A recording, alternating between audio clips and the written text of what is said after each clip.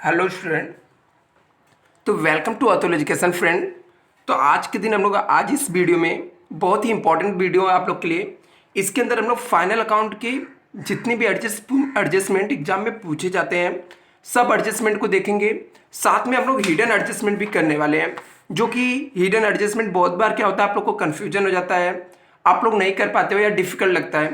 तो मैं इस सिंगल वीडियो के अंदर आपको जितने भी एडजस्टमेंट एग्जाम में आते हैं या बार बार एग्जाम में पूछे जाने वाले एडजस्टमेंट है पूरा मैं आपको एक्सप्लेन करके बताने वाला हूँ। इसके दो इफेक्ट भी बताऊंगा और इवन हिडन एडजस्टमेंट को कैसे कैलकुलेट करते हैं ये भी मैं आपको सिखाने वाला हूँ। तो चलो फ्रेंड हम लोग स्टार्ट करते हैं। यदि अभी तक आप लोगों ने चैनल को सब्सक्राइब नहीं किया है तो प्लीज़ चैनल को सब्सक्राइब कर लेना, जिससे आप लोग को अपडेट मिलते रहे। इसके अलावा मैं एक सीरीज लाने वाला हूँ जिसके अंदर आपको बहुत ही कम समय में हर एक चैप्टर का जितने भी बेसिक कॉन्सेप्ट है वो क्लियर करा दूंगा, जिससे आप लोग 10 मिनट में आपको हर एक चैप्टर के बेसिक चीज़ें सीख जाओगे।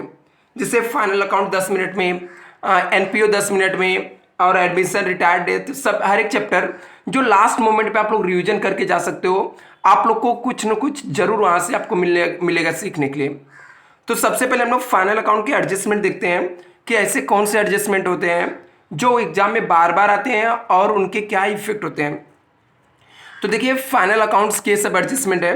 एडजस्टमेंट का सबसे पहला रूल होता है कि जितने भी एडजस्टमेंट रहते हैं हर एक एडजस्टमेंट के दो इफेक्ट होते हैं, कम से कम मिनिमम आपको दो इफेक्ट देने ही पड़ते हैं।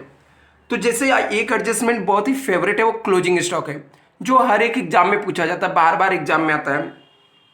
तो क्लोजिंग स्टॉक के जो दो इफेक्ट होते हैं, एक तो आपको बैलेंस शीट के असेट साइड में जाके लिख देना पड़ता है क्लोजिंग स्टॉक, दूसरा जो रहता है वो ट्रेडिंग अकाउंट्स की क्रेडिट साइड में, और आपको जो भी क्लोजिंग स्टॉक के अमाउंट दे रहेंगे वो आपको लिख देना है। दूसरा क्लोजिंग स्टॉक के अंदर वेरिएंट क्या आता है, जैसे जो क्लोजिंग स्टॉक होता है इसमें कभी कभी क्या होता है आपको यहाँ पर दो अमाउंट्स दे देंगे। दो अमाउंट्स मीन्स एक आपको मार्केट प्राइस दे देंगे और दूसरा आपका कॉस्ट प्राइस दे देगा। तो ऐसे में आपको क्या करना है, क्लोजिंग स्टॉक के दोनों में से जो सबसे कम अमाउंट रहेगा, मार्केट प्राइस या कॉस्ट प्राइस, दोनों में से जो लोअर अमाउंट रहेगा वो आपको लेना है और इफेक्ट उसका सेम आएगा। ट्रेडिंग अकाउंट्स के क्रेडिट साइड में जाके लिखने का बाई क्लोजिंग स्टॉक और अमाउंट लिख देने का, और बैलेंस शीट के असेट साइड में। अब ये जो क्लोजिंग स्टॉक होता है इसको कहीं पे ऐड लेस नहीं करना पड़ता है, तो आपको इसका डायरेक्टली इफेक्ट दो दे देना रहता है। अभी डेप्रिसिएशन ऑफ असेट्स हर एक सम में पूछा जाता है।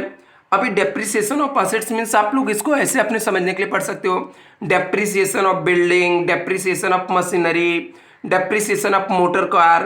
तो जो भी असेट्स रहे, ठीक है, उसका डेप्रिसिएशन यदि बोला जाता है तो डेप्रिसिएशन का सिंपल सा मतलब होता है कि उसके असेट्स का वैल्यू कम हो जाना। डेप्रिसिएशन का सिंपल सा मतलब होता है असेट्स का वैल्यू कम हो जाना। तो आपको क्या करना रहेगा, जाने का वो पर्टिकुलर जो रिस्पेक्टिव असेट्स रहेगा उसमें से लेस कर देना है।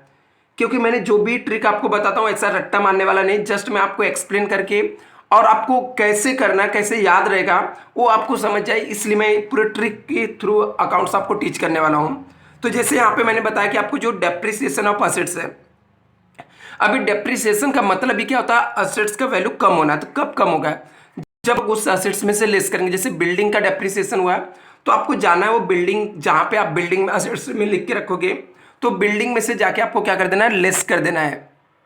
इसके बाद आपने एक इफेक्ट बिल्डिंग में से लेस कर दिए तो इसका दूसरा इफेक्ट जो रहेगा वो हमारे असेट्स के वैल्यू कम हुआ तो हमारे लिए लॉस है। लॉस होगा तो दूसरा इफेक्ट आपको जाके प्रॉफिट एंड लॉस अकाउंट्स के डेबिट साइड में लिख देना है। कहाँ पर लिखना है, प्रॉफिट एंड लॉस अकाउंट्स के डेबिट साइड में क्या लिखना है, डेप्रिसिएशन टू बिल्डिंग। बिल्डिंग का आपने बिल्डिंग में से लेस किया तो डेप्रिसिएशन टू बिल्डिंग लिखो, मशीन में से लेस किया तो डेप्रिसिएशन टू मशीन जाके लिख दो। नेक्स्ट एडजस्टमेंट जो है आउटस्टैंडिंग एक्सपेंसेस, ये भी एग्जाम में बार बार आता है। आउटस्टैंडिंग एक्सपेंस में जैसे आपको दे सकता है आउटस्टैंडिंग वेजेस हो गया, आउटस्टैंडिंग सैलरी हो गया, और आउटस्टैंडिंग आपको रेंट दे सकता है। तो किसी भी तरीके के आउटस्टैंडिंग एक्सपेंस आपको दिए रहेंगे तो आपको करना क्या, वहाँ पर जाकर ऐड इन एक्सपेंस, उसको एक्सपेंस के अंदर क्या कर देना है, ऐड कर देना है। एक्सपेंस में जाके आपको क्या कर देना है, ऐड कर देना है। तो जैसे आउटस्टैंडिंग सैलरी दिया तो आपको जाना है सैलरी के अंदर क्या कर देना है, उसको ऐड कर देना है। यहाँ पर सैलरी हम लोग आउटस्टैंडिंग सैलरी है तो सैलरी में जाके आप ऐड कर दो। दूसरा देना बाकी है तो बैलेंस शीट की लायबिलिटीज में, क्योंकि हम लोग को एक ना एक दिन पेमेंट करना पड़ेगा। मीन्स दैट इज द हमारे लिए क्या हो गया, कर्जा एक तरीके से। तो जाकर बैलेंस शीट में आप लिख दोगे, वहाँ पे बैलेंस शीट में लायबिलिटी साइड में हम लोग जाके लिख देंगे। नेक्स्ट लाइक यहाँ पे प्रीपेड एक्सपेंस दिया हुआ है। प्रीपेड एक्सपेंस है तो लेस फ्रॉम एक्सपेंस, एक एक्सपेंस में से लेस हो जाएगा, ठीक है, लेस कर देंगे हम लोग, एक्सपेंस में से जाकर लेस कर देंगे।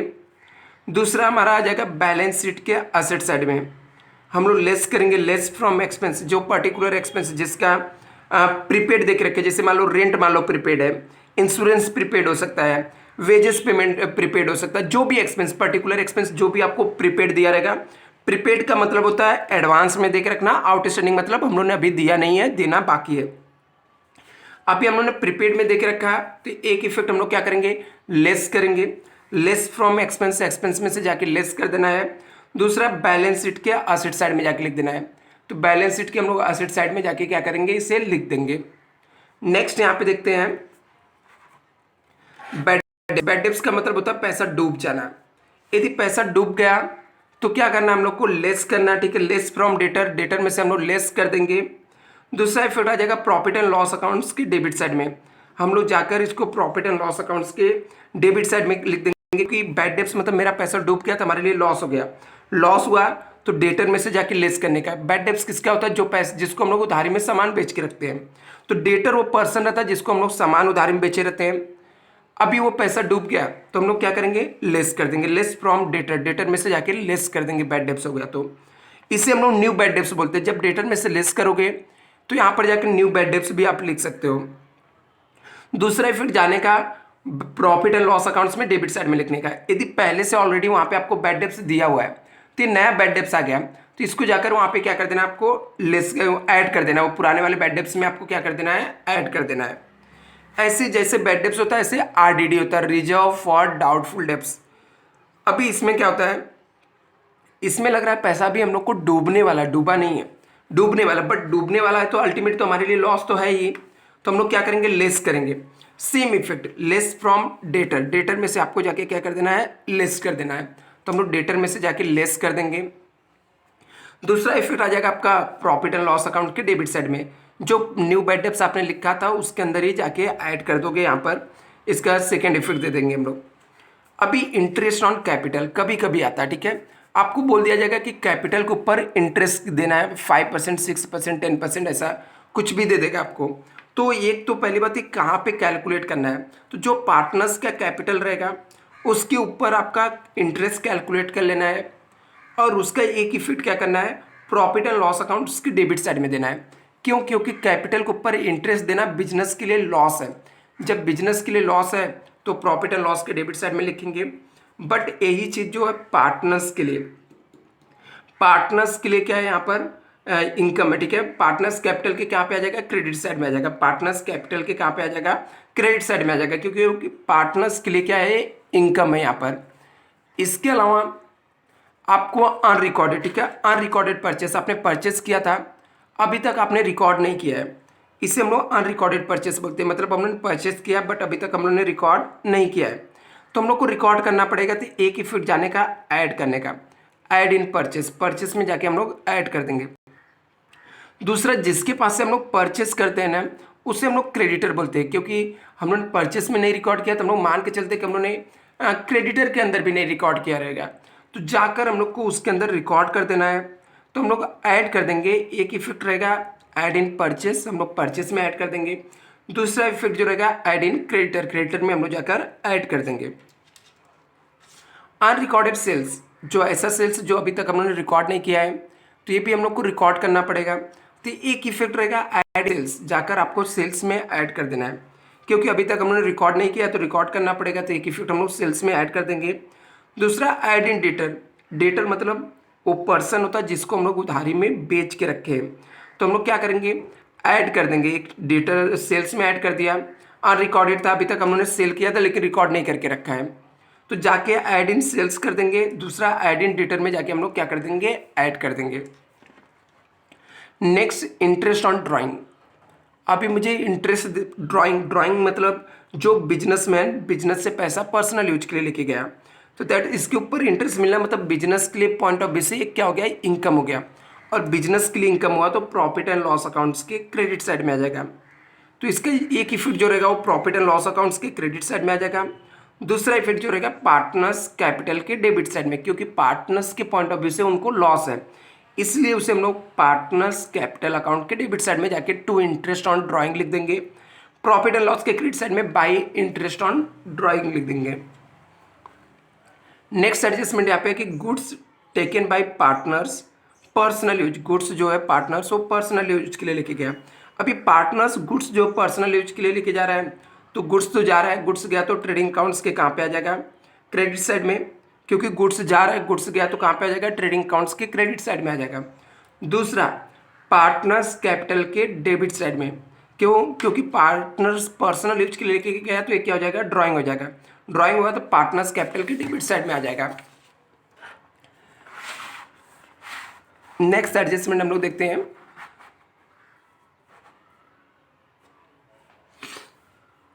नेक्स्ट एडजस्टमेंट जैसे बिल्स रिसीबल है, बिल्स रिसीबल डिसऑनर हो गया, तो बिल का पैसा मिलने वाला था, बिल मुझे कौन देता, डेटर ही होता है। डेटर मतलब ड्रॉई होता है, जिसको हम लोगों ने उधारी में सामान बेचा तो उसी से तो बिल लेके रखे रहते हैं हम लोग।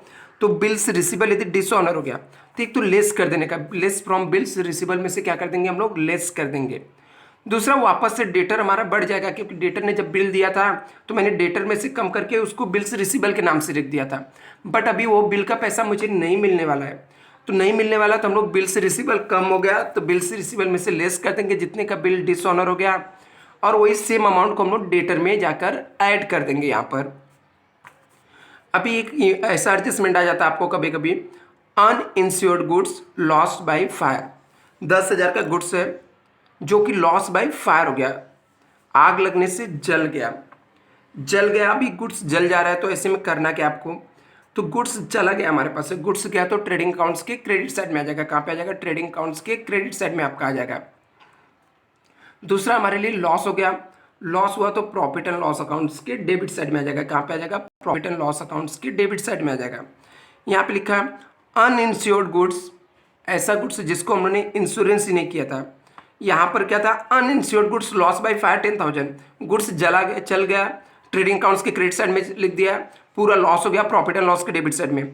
यहाँ पे क्या लिखा, uninsured goods loss by fire 10,000 and full insured goods, मतलब हमने जिसको इंश्योरेंस करा के रखा है, फुल इंश्योरेंस क्लेम एडमिटेड, मतलब पूरा इंश्योरेंस हम लोग को कंपनी देने वाली है।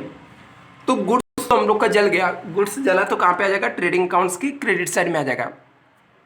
दूसरा बैलेंस शीट के कहाँ पे आ जाएगा, असेट साइड में आ जाएगा।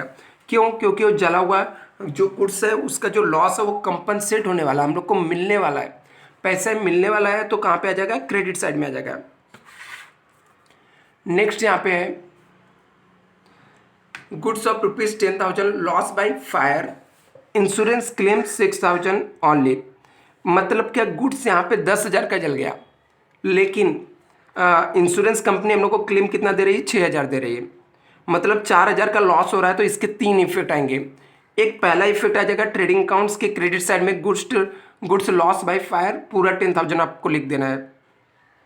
सेकेंड इफेक्ट आ जाएगा प्रॉफिट एंड लॉस अकाउंट्स के डेबिट साइड में, वो कितना आएगा, जितने का हम लोग को लॉस हुआ, जैसे गुड्स मेरा 10,000 का जला, बट हम लोग को लॉस कितने का हो रहा है, यहाँ पर 6,000 मुझे इंश्योरेंस कंपनी दे देने वाली है, तो एग्जैक्ट में लॉस कितने का हो रहा है, सिर्फ 4,000 का हुआ तो 4,000 आ जाएगा।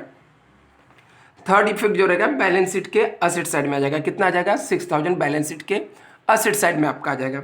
That's sum solve. अभी हम लोग आते हैं, कुछ ऐसे एडजस्टमेंट होते हैं जो हिडन एडजस्टमेंट होते हैं। अब ये हिडन एडजस्टमेंट मीन्स होता क्या है, ये एडजस्टमेंट कैसे आप पहचानोगे कि हिडन एडजस्टमेंट है, तो आपको क्या रहेगा, जो ट्रायल बैलेंस दिया रहेगा वो ट्रायल बैलेंस के अंदर ही, जैसे मान लो यहाँ पे एडवर्टाइजमेंट दिया रहेगा, इसके अंदर लिखा रहेगा 3 इयर्स, और एक कब से शुरू हो रहा है ये भी लिखा रहेगा। ऐसे आपको इंश्योरेंस दिया रहेगा, लिखा रहेगा कि हमने इस दिन तक पेमेंट कर दिया, ये आपको यहाँ पे 10% ऐसे बैंक लोन लिखा रहेगा, और बैंक लोन में लिखा रहेगा डेट की हमने 1/10/2023 को लिया था। मतलब आपको वहाँ पे यदि ट्रायल बैलेंस के अंदर किसी भी आइटम के बाजू में कुछ ऐसा लिखा हुआ मिल गया तो समझ जाने का कि वो जो आपका है उसके ऊपर कुछ ना कुछ हिडन एडजस्टमेंट है। अभी इसको करना क्या होता है, तो जो भी हिडन एडजस्टमेंट रहेगा पोस्टिंग करते समय आपको एक लाइन छोड़ के रखना, वहाँ पर आपको क्या करना है, एक लाइन छोड़ कर रखना है। उसके बाद फिर करना क्या है, इतना करने के बाद आपकी जो बैलेंस शीट रहेगा, ठीक है, जब आप पोस्टिंग करोगे, पोस्टिंग कर दिए, सब कर दिए, तो अभी रिटर्न जाने का जो हिडन एडजस्टमेंट रहेगा उसको सॉल्व करने का आपने ऑलरेडी एक लाइन छोड़ के रखा है। तो आपको पता रहना चाहिए कि जो हमारा प्रॉफिट एंड लॉस अकाउंट्स होता है ना, इसके अंदर सिर्फ 1 ईयर्स का डेटा रहता है। कितना रहता है? 1 ईयर्स का डेटा रहता है। तो इसके अंदर हम लोग को जो डेटा लिखेंगे वो सिर्फ 1 ईयर्स का होना चाहिए। तो यदि हम लोगों ने 1 ईयर से ज़्यादा दे के रखा है तो उसको कम करना पड़ेगा, यदि कम दे के रखा है तो उसको हम लोग को ऐड करना पड़ेगा हिडन एडजस्टमेंट में। तो आपको इसके अंदर जो भी कैलकुलेशन रहता है वो 1 ईयर्स का होता है। तो जैसे हम लोग को, मैं हिडन एडजस्टमेंट को एक्सप्लेन कर देता हूँ किस टाइप के एडजस्टमेंट रहेंगे, उसके 2 इफेक्ट क्या होंगे। जैसे हिडन एडजस्टमेंट में आपको ट्रायल बैलेंस में दे सकता है, यहाँ पर दिया रहेगा 10% बैंक लोन टेकन 1/10/2022। हम लोगों ने 10% बैंक लोन लिया। किससे? बैंक से लोन लिया। कब लिया था? 1/10/2022, मतलब 1 अक्टूबर 2022 को लिया। कितना? 8000 लिया। तो इसका मतलब क्या होता है कि आप इसको जाके लाइबिलिटीज में लिखोगे, इसके नीचे एक लाइन छोड़ देना। इसका मतलब होता है कि हमने लोन लिया था 1 अक्टूबर 2022, बट हमारा अकाउंट कब क्लोज होता है? 31 मार्च 2022 को, 23 को क्लोज होगा। 31 मार्च 2023 को क्लोज होगा। 6 मंथ तक मैंने लोन लेके रखा हूँ, लेकिन इसका इंटरेस्ट प्रोवाइड अभी तक नहीं किया हूँ। इसका मतलब होता है हम लोग को प्रोवाइड करना पड़ेगा इंटरेस्ट एट द रेट कितना? 10%। कितने मंथ का? 6 मंथ का। 6 मंथ का हम लोग को इंटरेस्ट निकालना पड़ेगा। 1/10/2022 को हमने लोन लिया था, हमारा अकाउंट क्लोज होता है 31 मार्च 2023 का। तो 6 महीने का इंटरेस्ट कैसे निकालने का? तो जो भी 8000 रुपये है उसको 10 डिवाइड बाई 100, मतलब 10% हो गया। अभी हम लोगों ने कितने मंथ्स का इंटरेस्ट नहीं निकाला है? 6 मंथ का। तो इंटू 6 डिवाइड बाई 12 कर देने का। इंटू 6 डिवाइड बाई 12 करेंगे तो जितना इंटरेस्ट आ जाएगा, ये इंटरेस्ट को हम लोग जाके क्या कर देंगे? इसके अंदर ऐड कर देंगे। अभी इसका 2 इफेक्ट क्या होगा। फर्स्ट इफेक्ट क्या करना है? Add to bank loan. Bank loan जो लाइबिलिटी साइड में आपने लिख के रखा है उसके नीचे एक लाइन छोड़ के रखे हो, उसके अंदर जाके ऐड कर देना है। Add outstanding interest on bank loan करके लिखकर बैंक लोन के अंदर ही आपको क्या कर देना है? ऐड कर देना है। इसका जो सेकेंड इफेक्ट रहेगा, इसका सेकेंड इफेक्ट जो रहेगा प्रॉफिट एंड लॉस अकाउंट्स की डेबिट साइड में लिखने का, क्योंकि हम लोग को इंटरेस्ट देना पड़ रहा है तो हमारे लिए एक तरीके से लॉस है, खर्चा है, और कोई भी खर्चा हुआ है तो प्रॉफिट एंड लॉस अकाउंट्स की डेबिट साइड में जाता है। तो फाइनेंशियल एक्सपेंस है, तो इसका second effect profit and loss account के डेबिट साइड में जाने का, और वहाँ पे लिखने का इंटरेस्ट ऑन बैंक लोन। लिखकर कितना लिखने का? 400 रुपये। ये 8000 पहले से आप बैंक लोन लिख के रखोगे लाइबिलिटी साइड में, उसमें 400 रुपये ऐड कर देने का। Add bank interest on bank loan करके ऐड कर देना 400 लाइबिलिटी साइड में बैलेंस शीट के। दूसरा इफेक्ट प्रॉफिट एंड लॉस के डेबिट साइड में जाके लिखने का, यहाँ पे outstanding interest on bank loan कितना? 400, जो हम लोगों ने कैलकुलेट किया था वही आपको लिख देना है। दूसरा हिडन एडजस्टमेंट आपको दे सकता है रेंट 10 मंथ्स। ऐसे कोई ज़रूरी नहीं कि रेंट ही आपको दे, यहाँ पे रेंट के नाम पे सैलरी दे सकता है, वेजेस दे सकता है, कोई भी आइटम दे सकता है, बट मैं आपको टेक्निक सिखा दे रहा हूँ तो आपको वहाँ पर कोई भी प्रॉब्लम नहीं आएगा। यदि आपको रेंट बोला 10 मंथ्स का दिया है तो सिंपल सी बात है, मैंने बोला कि हमारा जो फाइनल अकाउंट्स होता है वो 12 मंथ्स का होता है। कितने मंथ्स का होता है? 12 मंथ्स का होता है। बट हम लोग को यहाँ पर कितने रेंट अभी तक हम लोगों ने कितना दिया है? सिर्फ 10 मंथ्स का दिया है। इसका मतलब होता है कि 2 मंथ का रेंट निकालना पड़ेगा। तो अभी 2 मंथ का रेंट कैसे निकालने का? तो आप 10,000 लेने का, 2,000 देना बाकी है, यहाँ पे 10 लिखने का, इसलिए कि 10 महीने का दिया है। नहीं तो आपको सिंपल सा कैलकुलेशन देख सकते हो, यदि 10 महीने का मैंने 10,000 रुपये दिया हूँ तो सीधी सी बात, मुझे 1 महीने का निकालना रहेगा तो 10 से तो डिवाइड करना पड़ेगा ना। यदि यहाँ पे 9 मंथ दिया रहता तो मैं 9 से डिवाइड करता है, 8 मंथ दिया रहता तो 8 मंथ से डिवाइड करता है। यदि 10,000 10 महीने का है तो सिंपल सी बात है, 1 महीने का कितना आ जाएगा? 1,000 देना, बाकी 2 महीने का है तो इंटू 2 कर देंगे तो 2,000 आ जाएगा। अभी इसको यदि आपको यहाँ से ऐसे कैलकुलेट करना है तो क्या करना है? वही काम करना है। हम लोग को 2 महीने का निकालना है, दिया हुआ कितना? 10 महीने का। तो जितने मंथ का दिया रहेगा उससे डिवाइड कर देने का, और जितने मंथ्स का निकालना है उससे हम लोग इंटू कर देंगे। तो 10,000 इंटू 2 डिवाइड बाई 10 करेंगे तो कितना आ जाएगा? 2,000। अभी हम लोगों ने रेंट को आप जाके प्रॉफिट एंड लॉस के डेबिट साइड में पहले से कितना? 10,000 सिर्फ लिख के रखोगे। अभी 2,000 रुपये देना बाकी है तो इसमें जाके ऐड कर देने का। ऐड आउटस्टैंडिंग रेंट, ठीक है, ऐड कर देंगे आउटस्टैंडिंग रेंट को हम लोग 2000 ऐड कर देंगे, 10,000 प्लस 2000 कितना हो जाएगा हम लोग का 12,000 हो जाएगा। कितना हो जाएगा 12,000 रुपये हो जाएगा। अभी ये 2,000 रुपये देना बाकी है, ठीक है। आउटस्टैंडिंग है 2,000, हम लोगों ने ऐड कर दिया, 10,000 पहले से था, 2,000 हम लोगों ने ऐड कर दिया। अभी 2,000 देना बाकी है, तुम्हारे लिए क्या हो जाएगा लाइबिलिटीज हो जाएगा। तो इसका दूसरा इफेक्ट जो रहेगा बैलेंस शीट की लाइबिलिटी साइड में आएगा। तो यहाँ पर देखो मैं फर्स्ट इफेक्ट लिख के दिया, फर्स्ट इफेक्ट जो रहेगा so on the liability side of balance sheet, जाके आप बैलेंस शीट की लाइबिलिटी साइड में लिख दोगे 2,000 क्योंकि देना बाकी है। सेकंड इफेक्ट आपको रेंट कहाँ पे रहता है प्रॉफिट एंड लॉस में रहता है, तो ऐड करने का, ऐड टू रेंट, रेंट में ऐड कर देने का डेबिट साइड में प्रॉफिट एंड लॉस को। ऐसे मान लो वेजेस रहेगा तो वेजेस में आपको ऐड कर देना है, यदि कोई दूसरा आइटम रहेगा तो उसके अंदर ऐड कर देना है। हिडन एडजस्टमेंट में एक और एडजस्टमेंट आता है जो आपको बार बार पूछा जाता है, insurance premium paid up two year ending 30 जून 2020। हम लोगों ने इंश्योरेंस प्रीमियम पेड किया है अप टू, यहाँ पे दिया है अप टू ईयर एंडिंग 30 जून 2020 रुपीज़ 1800 रुपये हम लोगों ने इंश्योरेंस प्रीमियम पेड किया है। तो अभी देखो यहाँ पर हमारा कब तक का यहाँ पे ईयर एंडिंग दिया है 30 जून 2020। इसका मतलब क्या होता है कि हमारा अकाउंट तो क्लोज होता है 31 मार्च को, राइट। हमारा अकाउंट कब क्लोज हो जाता है 31 मार्च को क्लोज होता है। अभी हम लोगों ने कब तक का यहाँ पे इंश्योरेंस दे के रखा है जून तक का, तो जून तक के दे के रखा है। इसका मतलब हम लोगों ने 3 महीने का एक्स्ट्रा दे के रखा है ना। कौन सा, अप्रैल से लेकर जून तक 3 महीने होते हैं, ठीक है। 3 महीने हम लोगों ने एडवांस में दे के रखा है, एक्स्ट्रा दे के रखा है, क्योंकि हमारा अकाउंट कब क्लोज होता है मार्च में होता है। तो हम लोग को प्रीपेड निकालने का, क्योंकि 12 महीने का इंश्योरेंस होता है 1800, लेकिन हम लोगों ने 3 मंथ का एडवांस दे के रखा है। तो कैसे निकालने का, 1800 रुपये है, 1800 12 महीने का मैंने दिया हूँ, तो 3 महीने का निकालना है, तो 12 से डिवाइड करके इंटू 3 निकाल देंगे, तो मुझे पता चल जाएगा कि 3 महीने का हम लोगों ने एडवांस कितना दिया है। तो ऐसे 1800 लेने का इंटू 3 डिवाइड बाई 12 कर देना, तो आपको पता चल जाएगा कि कितना अमाउंट आपने एडवांस दिया है। जैसे 450 आपने एडवांस दे दिया है, तो 450 प्रीपेड है, प्रीपेड इंश्योरेंस हो गया। तो इंश्योरेंस में से जाके हम लोग 450 क्या कर देंगे माइनस कर देंगे। तो जो इसमें आपका इफेक्ट आ जाएगा वो आपका इफेक्ट ऐसे आएगा कि यहाँ पर हम लोग क्या कर देंगे लेस कर देंगे, ठीक है। लेस करेंगे, लेस यहाँ पर जाके तो पहले लेस कर देंगे इंश्योरेंस प्रीमियम में से जो 450 आया रखा है। Insurance premium profit and loss के डेबिट साइड में है, तो प्रॉफिट एंड लॉस के डेबिट साइड में जाके लेस कर देंगे। और इसका दूसरा इफेक्ट जो रहेगा वो बैलेंस शीट में हम लोग लिख देंगे। कहाँ पे लिख देंगे, बैलेंस शीट के अंदर जाके लिख देंगे। तो इसको दूसरा इफेक्ट जो रहेगा उसको हम लोग बैलेंस शीट में लिख देंगे। ऐसे कभी कभी आपको एडवर्टाइजमेंट होता है, तो यहाँ पे एडवर्टाइजमेंट दिया है for 3 years with the effect of 1/10/2019। आपको ऐसा एडजस्टमेंट मिलेंगे कि एडवर्टाइजमेंट है जो कि हम लोगों ने 3 साल के लिए दिया है, लेकिन वो चालू कब से हो रहा है 1 अक्टूबर से 2019 से। और हमारा अकाउंटिंग ईयर यहाँ पे मान लो इसके अंदर जो हमारा ईयर एंडिंग है वो 31 मार्च 2020 है, ठीक है। अभी हम लोग ने दिया कब 1/10/2019 और हमारा क्लोज कब हो रहा 31 मार्च 2020। इसका मतलब क्या होता है, हम लोग को चाहिए कितना 6 मंथ का ही चाहिए करंट ईयर में, लेकिन दिया इसने कितने 3 ईयर्स के लिए दिया है 3 ईयर्स। तो 3 ईयर्स में कितने होते हैं 36 मंथ होते हैं। 3 ईयर्स में कितने 36 मंथ होते हैं।